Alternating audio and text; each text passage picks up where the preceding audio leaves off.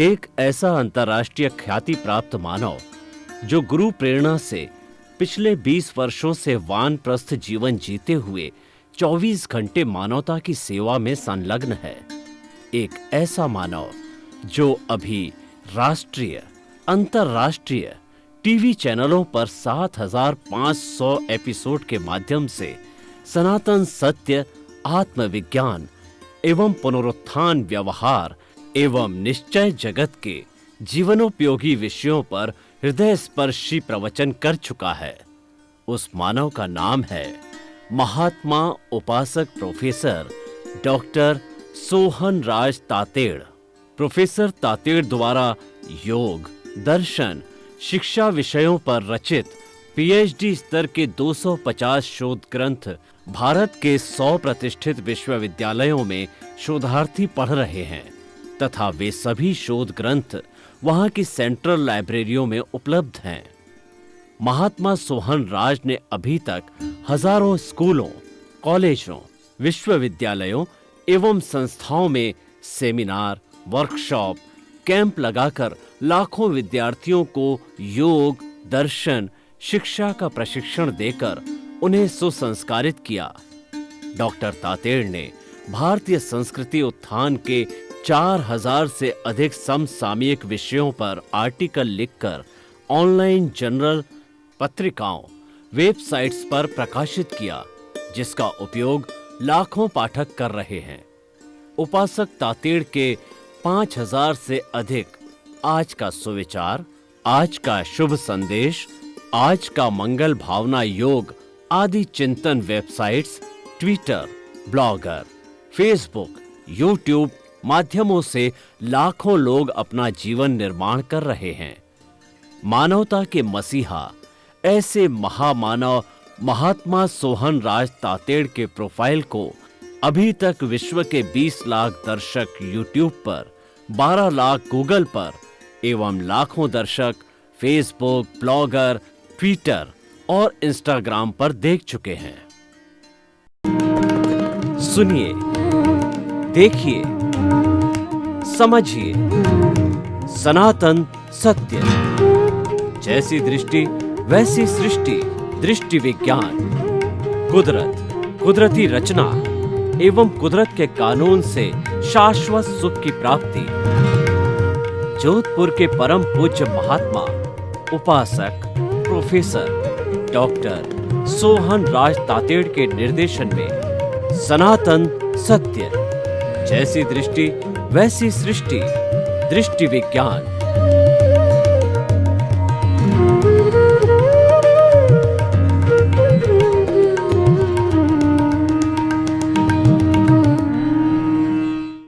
भाई और बहनों, मातृशक्ति को नमन।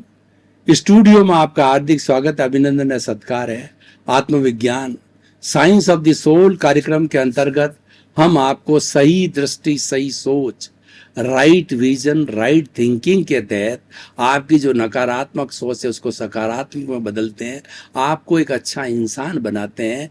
और ये सारा कार्य हम अलग अलग एपिसोड्स के माध्यम से करते हैं। प्रतिदिन नया नया विषय लेते हैं, नया नया प्रसंग लेते हैं। तो आज का हमारा बहुत ही सुंदर विषय है कि सृष्टि का नियम, संतुलन। भाई और बहनों, संतुलन का मतलब इक्विलिब्रियम, बैलेंस और सामंजस्य। जब जहां पर सामंजस्य है उसी का नाम सृष्टि है। देखिए कि सूर्य हमेशा पूर्व दिशा में उगता है और पश्चिम दिशा में अस्त होता है, और सूर्योदय के बाद में दिन आता है, सूर्य अस्त के बाद रात होती है, और रात में तारे चमकते हैं और ग्रह होते हैं, नक्षत्र होते हैं और सारी निहारिकाएं होती है। ये पूरी कुदरत है, पूरी सृष्टि है। और ये सृष्टि है पंचभूतात्मक है। पृथ्वी, जल, अग्नि, वायु और आकाश, 5 ही मूल भूतों से सारी सृष्टि, ब्रह्मांड, लोक, संसार और हमारा ये वर्ल्ड बना हुआ होता है। तो इस पूरे में संतुलन होता है, तब जाके ये सही सही चलती है। संतुलन को, पृथ्वी के संतुलन को जो वैज्ञानिक लोग हैं वो सेंटर ऑफ ग्रेविटी बोलते हैं। मतलब ये है कि जो पृथ्वी होती है अपनी धुरी पे घूमती रहती है और ये सूर्य के चारों ओर चक्कर लगाती है, और चंद्रमा पृथ्वी के चारों ओर चक्कर लगाते हैं। सूर्य स्थायी है, सूर्य उगता है और अस्त होता है, चक्कर लगाने वाले होते हैं। वो हमारी पृथ्वी है और हमारा चंद्रमा है, और उसके बाद में तारे हैं, वो सारे एक जगह फिक्स होते हैं, निहारिकाएं वगैरह। तो घूमती है पृथ्वी। पृथ्वी जो है अपनी धुरी पर घूमती है। अगर धुरी सही होती है तो वह जो है कोई प्रॉब्लम नहीं होती, घूमती रहती है। हम जो लट्टू घुमाते हैं, उस लट्टू धुरी पर घूमता रहे तब तक सही चलेगा। थोड़ा टिल्ट हो गया, इसका मतलब सेंटर ऑफ ग्रेविटी उसकी डिस्टर्ब हो गई, तो पृथ्वी घूमते घूमते 2-4-5% एंगल से अगर डिविएट हो गई तो बहुत बड़ा असंतुलन हो जाता है, और वह संतुलन इतना भयंकर होता है कि वो प्रलय ला देता है। ये जितने भी हमारी अतिवृष्टि, अनावृष्टि और हमारा सुनामी है और प्लेग है, महामारी है, ये कोरोना है, ये सारी क्या है कि ये सृष्टि के असंतुलन के कारण होता है।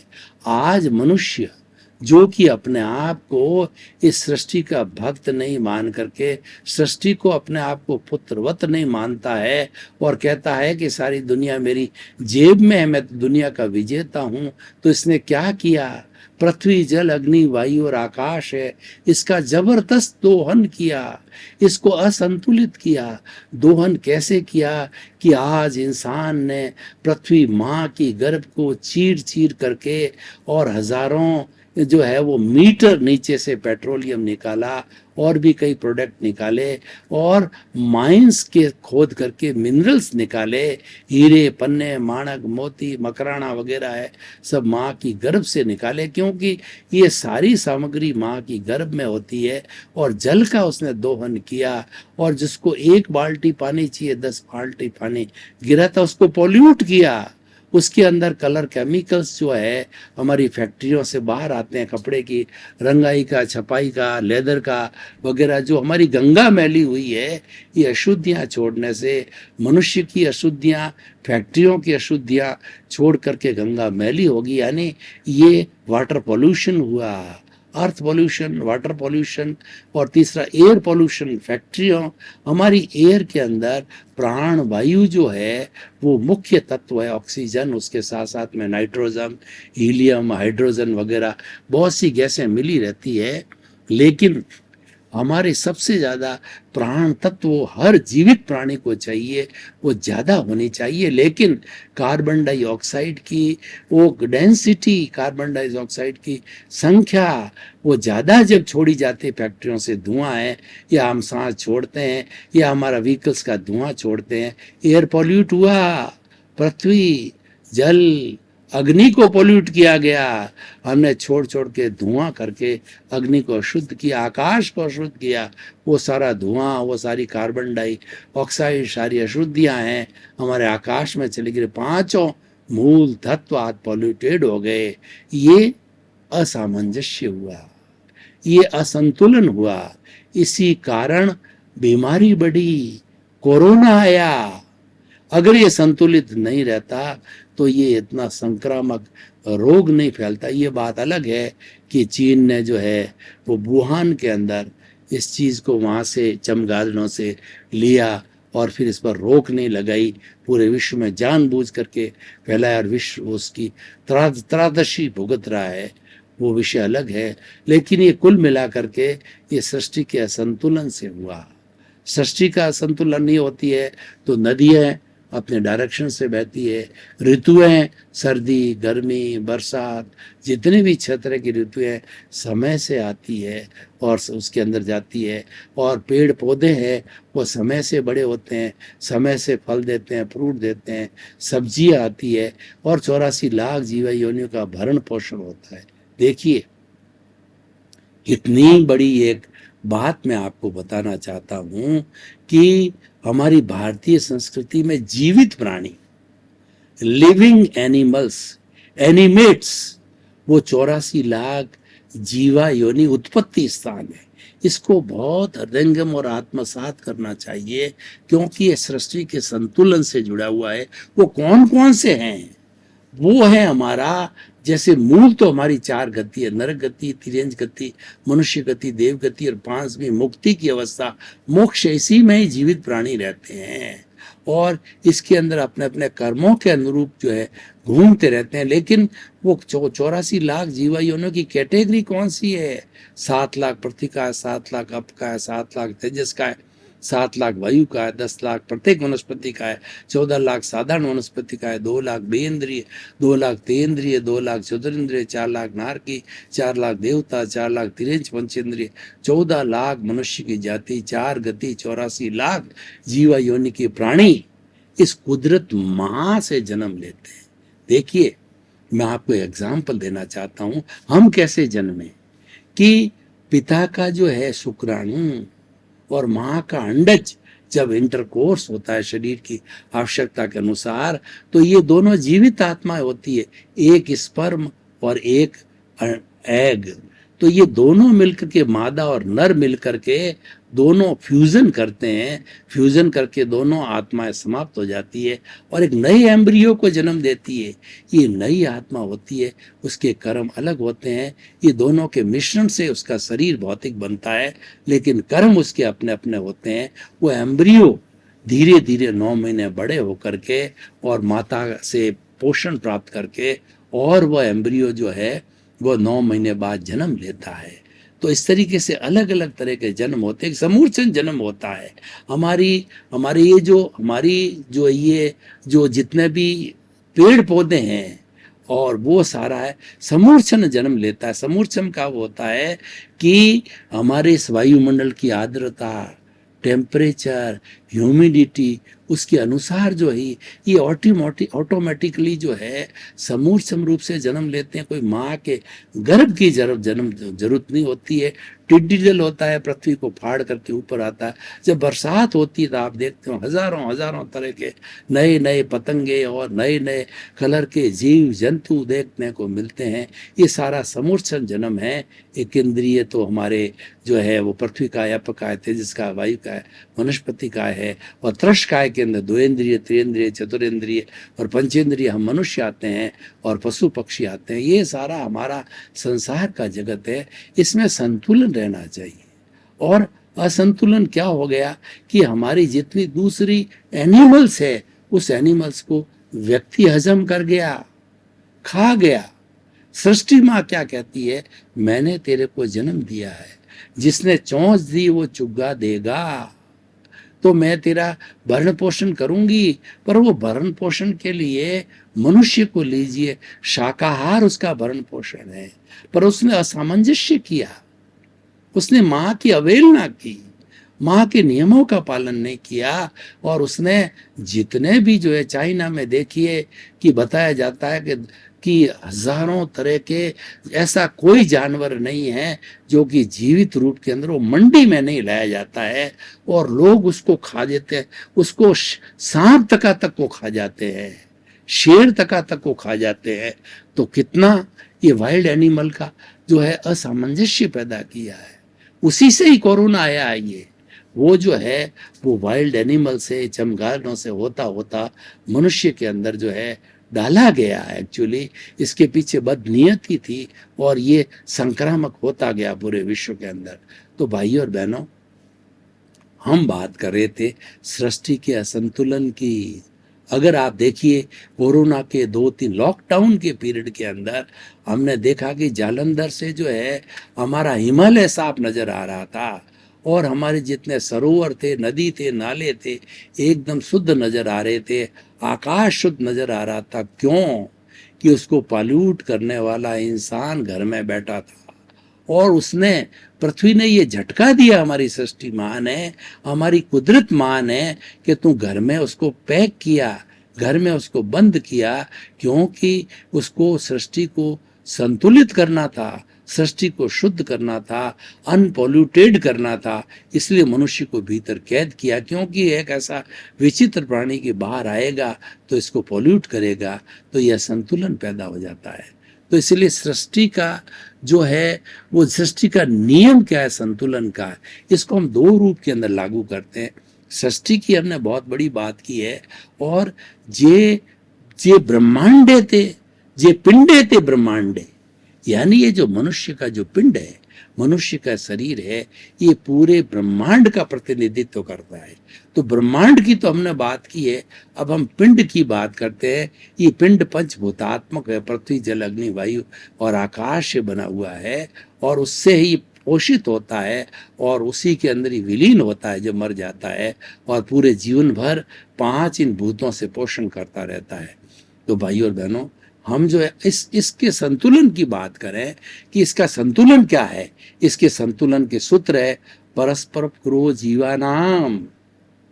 हमें ये सोचना चाहिए कि मैं अकेला इस सृष्टि के अंदर ही जीवन यापन नहीं करने वाला हूँ। 84 लाख जीवा योनि सभी जीवन यापन करने वाली है, और मैं उतना ही सृष्टि से लूं जो भरण पोषण करूं जितनी मुझे नीड है। लेकिन व्यक्ति ग्रीड के अंदर चला जाता है। व्यक्ति के लिए कहा जाता है कि सृष्टि के अंदर 84 लाख जीवा योनियों का भरण पोषण करने के लिए साधन उपलब्ध है, लेकिन वो सारे साधन, वो सारी प्रॉपर्टी एक इंसान को दी जाए तो भी वो नहीं दापता है, क्योंकि वो ग्रीडी हो गया है, क्योंकि उसकी जो है तृष्णा है, उसकी लालसा है आकाश की समान अनंत है। तो ये ग्रीड को रोका ना जाना चाहिए। ये ग्रीड असंतुलन पैदा करता है, ये व्यक्ति का असंतुलन है, क्योंकि इस पिंड का असंतुलन है। पिंड असंतुलित होता है तो ब्रह्मांड असंतुलित होता है, ब्रह्मांड असंतुलित होता है तो पिंड असंतुलित होता है। ब्रह्मांड के संतुलन की हमने बात करी, अब पिंड के संतुलन की हम बात करें। पिंड का संतुलन क्या है? Live and let other live, स्वयं जियो, दूसरों को जीने दो। परार्थ की चेतना होती है कि मैं भी सुखी रहूं, मेरा पड़ोसी भी सुखी मिले। सर्वे भवन्तु सुखिनः सर्वे भवन्तु निरामया। इस सृष्टि के समस्त प्राणियों को सुख मिले, शांति मिले, आनंद मिले, प्रेम मिले और अच्छा स्वास्थ्य मिले, उन सब के प्रति मंगल भावना, ये लिव एंड लेट की भावना है। ये भावना रखनी चाहिए। परंतु बहुत से स्वार्थी होते हैं कि मैंने पिया, मेरे बैल ने पिया, हुआ डहे तो डहे। क्या हुआ कि कोई भी पुराने जमाने के अंदर लोग भेड़ें चराया करते थे। हमारे अमेरिका के राष्ट्रपति अब्राहम लिंकन भी वो गडरिये थे। तो ऐसे भेड़ चराने वाले लोगों की दो तरह की मानसिकता होती है। एक तो अपने पूरे भेड़ों का या जितना भी उनके पास में पशु जो है दल है उसको पिला करके, और वो आराम से कहता है भाई इनकी तृप्ति हो गई। लेकिन एक दूसरा चिंतन क्या कि अब तो मेरे पशु के दल ने पूरा पानी पी लिया है, अब ये कुआं जो पानी दे रहा है वो ढह जाए तो मुझे क्या लेना देना है। मैंने पिया, स्वयं ने पी लिया उसने, और मेरे बैल ने पिया यानी पशु दल ने पी लिया। अब कुआं ढहे तो नहीं ढहे, नहीं, कुआं क्यों ढहे, ऐसी बुरा भावना क्यों की जाए। हम जो है कितना जीवन में बुरी भावना करते हैं कि व्यक्ति पराये दुख से दुबला हो रहा है, स्वयं के दुख से तो कम परेशान है, दूसरे के दुख से ज्यादा परेशान है, क्योंकि वो कंपटीशन में चला गया है, और इसी कंपटीशन से सुसाइड हो रहा है, इसी कंपटीशन से डिप्रेशन आ गया है। वह सोचता है कि मेरे पड़ोसी का 5 मंजिला मकान बन गया, मेरा तो 1 मंजिल का ही मकान है, तो उसका 5 मंजिल का मकान है, ईश्वर ढहा दे तो अच्छा है, और वो खराब हो जाए तो अच्छा है, वो टूट जाए तो अच्छा है। ऐसी नकारात्मक सोच, ऐसी घृणा की भावना, ऐसी जेलेसी की भावना है, वह असंतुलन पैदा करती है। पिंड में असंतुलन, जितने जितने भी नकारात्मक सोच है वह सब पिंड में असंतुलन पैदा करते हैं, और पिंड का संबंध है वो ब्रह्मांड से है। पिंड असंतुलित हो गया तो निश्चित तौर पे ब्रह्मांड हो जाएगा। ब्रह्मांड का जो बीज स्वरूप है वह पिंड होता है। आपने देखा होगा कि बरगद का पेड़ होता है, उसका जो बीज होता है बहुत छोटा होता है, वो बीज इतना बड़ा बरगद का पेड़ बना देता है, क्योंकि उसमें उगने की शक्ति है, उसके अंदर ताकत है, और वह सूक्ष्म है। सूक्ष्म की ताकत स्थूल से बहुत ज्यादा होती है। सूक्ष्म के नियम अलग है, स्थूल के नियम अलग होते हैं। तो हम ये कहना चाह रहे थे कि पिंड का असंतुलन रोकिए, नकारात्मक सोच को समाप्त कीजिए, सकारात्मक पैदा कीजिए। सभी सुखी रहे, मैं भी सुखी रहूं, परिवार के सब सदस्य विकास करते रहे, किसी के प्रति हमारी जेलसी नहीं हो, किसी के प्रति हमारा घृणा नहीं हो। और ये सब बातें होती क्यों हैं? इसका होने का कारण ये है, ईगो, हमारा जो मन, बुद्धि, चित्त और अहंकार जो पिंड का स्वरूप है, यह संतुलन पैदा करता है। मन बिगड़ गया, बुद्धि बिगड़ जाती है, बुद्धि बिगड़ जाती है तो चित्त बिगड़ता जाता है। और ये बिगड़ता क्यों है कि इन सब पे अहंकार सिग्नेचर कर देता है, मैंने कर दिया। होता क्या है कि मन क्या ये पैम्पलेट निकालता है, जैसे कि कभी भी चुनाव आता है तो कई तरह के पैम्पलेट्स होता है, तो हमारा मन पैम्पलेट दिखाता है और बुद्धि जो है वह चिल्लाती रहती है कि ये पैम्पलेट अच्छा है, ये पैम्पलेट खराब है, इसको ले लो। और वह उछल कूद करती है बंदर की तरह, सद्बुद्धि कुबुद्धि। तो और वो उसके बाद के अंदर जो चित्त है, वो चित्त क्या उसका फोटो खींचता रहता है। बुद्धि जैसे बोलती है वह उसका चित्र खींचता है। वो दो तीन तरह के जैसे मान लो विकल्प आते हैं कि मन ने जो पैम्पलेट दिए वो बुद्धि उसको दो तीन तरह के पैम्पलेट लगाती, ये अच्छा है, ये बुरा होता है। अब क्या होता है कि जो हमारा अहंकार होता है जब सिग्नेचर कर देता है, क्योंकि मन, बुद्धि, चित्त, अहंकार का जो मालिक अंतःकरण का है, वह अहंकार भी दो तरह के होते हैं, पॉजिटिव अहंकार और नेगेटिव अहंकार। पॉजिटिव अहंकार होना चाहिए। पॉजिटिव अहंकार क्या है कि मैं लोगों की भलाई के कार्य करूं, मैं अपना ऐसा व्यवसाय करूं कि ज्यादा से ज्यादा लोगों को रोजगार मिले, मैं अपने घर में ऐसा बर्ताव करूं कि सभी प्रेम के साथ रहे, किसी को कोई तकलीफ नहीं, सब हिलमिल के रहे, सबको न्याय मिले, सबको शांति मिले। ये संतुलन का तरीका है। ये हमारा पॉजिटिव अहंकार है। नेगेटिव अहंकार बर्बाद करता है। रावण को देखिए, रावण का अहंकार नेगेटिव था, इसीलिए वो बर्बाद हुआ। और रावण इस पूरे विश्व का सबसे बड़ा वेदों का ज्ञाता था, शिव भक्त था, और उसके पास कई रिद्धियां थी, सिद्धियां थी, बहुत से देवताओं को उसने वश में कर रखा था, लेकिन अहंकार के वशीभूत होकर के वो समाप्त हो गया। तो ये जो है हमारे पिंड का संतुलन है। नकारात्मक सोच, कुल 18 तरह की नकारात्मक सोच इस पिंड में पलती है। वो कौन कौन सी होती है? मिथ्यात्व, अविरति, प्रमाद, कषाय और योग, ये 5 तरह की है। और 18 तरह के जो दोष है, क्रांतिपात, वर्षावाद, अदत्तादान, मैथुन, परिग्रह, क्रोध, मान, माया, लोभ, राग, द्वेष, कलह, अव्याख्यान, पैशून्य, परपरिवाद, रति अर्ति, माया मर्षा और मिथ्या दर्शन, शल्यपाप, ये 18 तरह के दोष है, 18 तरह के नकारात्मक भाव है। ये पिंड में असंतुलन पैदा करते हैं, इस पिंड को खराब करते हैं, नकारात्मक सोच को पैदा करते हैं। आज हमारे देखिए कि इस पूरी धरती के अंदर जो पोल्यूशन मैंने 5 भूतों का बताया वो एक जगह, लेकिन व्यक्ति ने नकारात्मक सोच को डेवलप करते करते इस पूरे ब्रह्मांड के अंदर अपने नकारात्मक सोच को छोड़ा है। तो आज ब्रह्मांड है नकारात्मक सोच से इतना भर गया है कि कोई व्यक्ति सकारात्मक सोच, ऊर्जा लेना चाहे जो है हमारे ब्रह्मांड से, तो उसको मिलती नहीं है, क्योंकि नकारात्मक सोच से ये भर गया है। मैं आपको उदाहरण देना चाहता हूँ कि एक राजा ने कहा कि हमें शिवलिंग की जो है वह कहना चाहिए प्रतिष्ठा करनी है, तो उसके लिए हमें हजारों लीटर पानी चाहिएगा, दूध चाहिएगा, दूध से जो है उसकी प्रतिष्ठा करनी है। तो उसके लिए उन्होंने ढिंडोरा पिटवाया अपने पूरे कि जो पूर्णिमा का जो चंद्रमा क्यों रात में जो है व्यक्ति को टाइम मिलता है, दिन में बिजी रहता है, तो तालाब को साफ किया गया और ढिंडोरा पिटाया गया कि हर एक व्यक्ति एक एक शुद्ध जो है वो दूध का लोटा इसमें डाले, तो दूध से जो है हम शिवलिंग की प्रतिष्ठा करेंगे। अब देखिए नकारात्मक सोच कितना असमंजस्य वाली बात बता रहा हूं, कितना पैदा करता असमंजस्य की।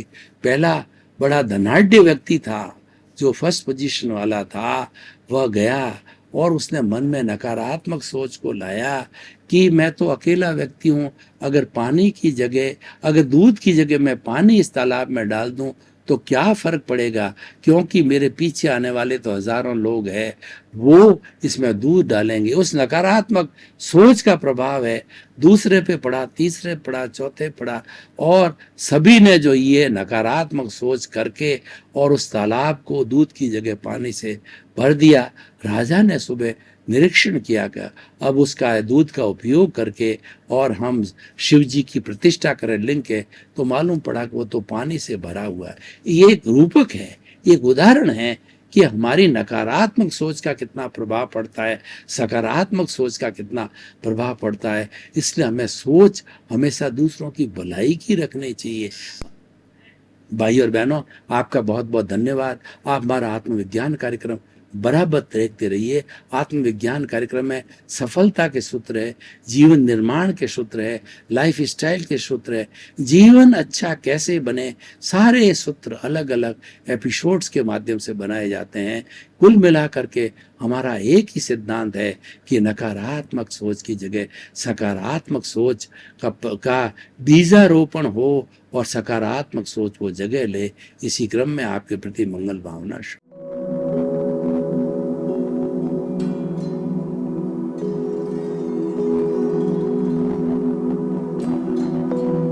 एक ऐसा अंतर्राष्ट्रीय ख्याति प्राप्त मानव जो गुरु प्रेरणा से पिछले 20 वर्षों से वानप्रस्थ जीवन जीते हुए 24 घंटे मानवता की सेवा में संलग्न है।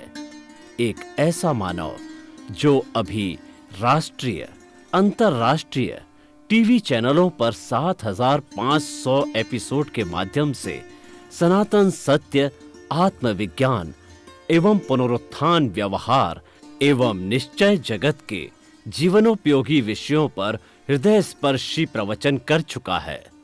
उस मानव का नाम है महात्मा उपासक प्रोफेसर डॉक्टर सोहन राज तातेड़। प्रोफेसर तातेड़ द्वारा योग, दर्शन, शिक्षा विषयों पर रचित पीएचडी स्तर के 250 शोध ग्रंथ भारत के 100 प्रतिष्ठित विश्वविद्यालयों में शोधार्थी पढ़ रहे हैं तथा वे सभी शोध ग्रंथ वहां की सेंट्रल लाइब्रेरियों में उपलब्ध हैं। महात्मा सोहन राज ने अभी तक हजारों स्कूलों, कॉलेजों, विश्वविद्यालयों एवं संस्थाओं में सेमिनार, वर्कशॉप, कैंप लगाकर लाखों विद्यार्थियों को योग, दर्शन, शिक्षा का प्रशिक्षण देकर उन्हें सुसंस्कारित किया। डॉक्टर तातेड़ ने भारतीय संस्कृति उत्थान के 4000 से अधिक समसामयिक विषयों पर आर्टिकल लिखकर ऑनलाइन जर्नल, पत्रिकाओं, वेबसाइट्स पर प्रकाशित किया, जिसका उपयोग लाखों पाठक कर रहे हैं। उपासक तातेड़ के 5000 से अधिक आज का सुविचार, आज का शुभ संदेश, आज का मंगल भावना योग आदि चिंतन websites, Twitter, blogger, Facebook, YouTube माध्यमों से लाखों लोग अपना जीवन निर्माण कर रहे हैं। मानवता के मसीहा ऐसे महामानव महात्मा सोहन राज तातेड़ के प्रोफाइल को अभी तक विश्व के 20 लाख दर्शक यूट्यूब पर, 12 लाख गूगल पर एवं लाखों दर्शक फेसबुक, ब्लॉगर, ट्विटर और इंस्टाग्राम पर देख चुके हैं।